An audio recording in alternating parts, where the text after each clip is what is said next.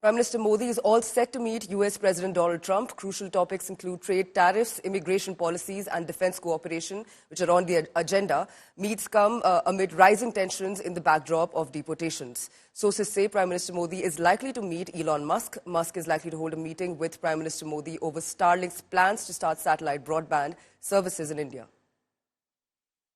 I do believe it will come before the Prime Minister's visit tomorrow, and I will let the President discuss the details on the reciprocal tariff front. But this is something he believes strongly in, and it's very simple logic as to why the President wants to impose reciprocal tariffs. It's the golden rule, which we all learned when we were growing up in school. Treat others the way you want to be treated, and far too many nations around this world have been ripping off the United States of America for far too long, and that's why the President believes this will be a great policy that will benefit American workers and improve our national security.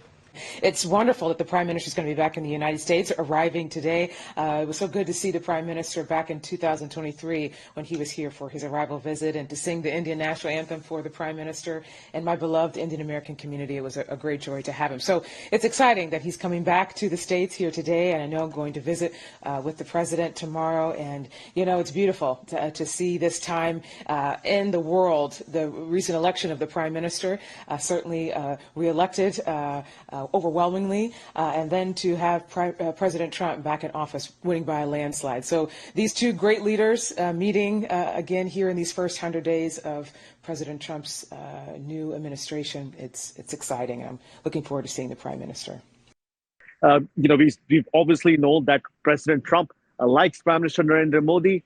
He's made it abundantly clear, during even campaign when, nobody asked him, he would invoke Prime Minister Narendra Modi's name as somebody who is his friend. So we probably see the continuing of that bromance.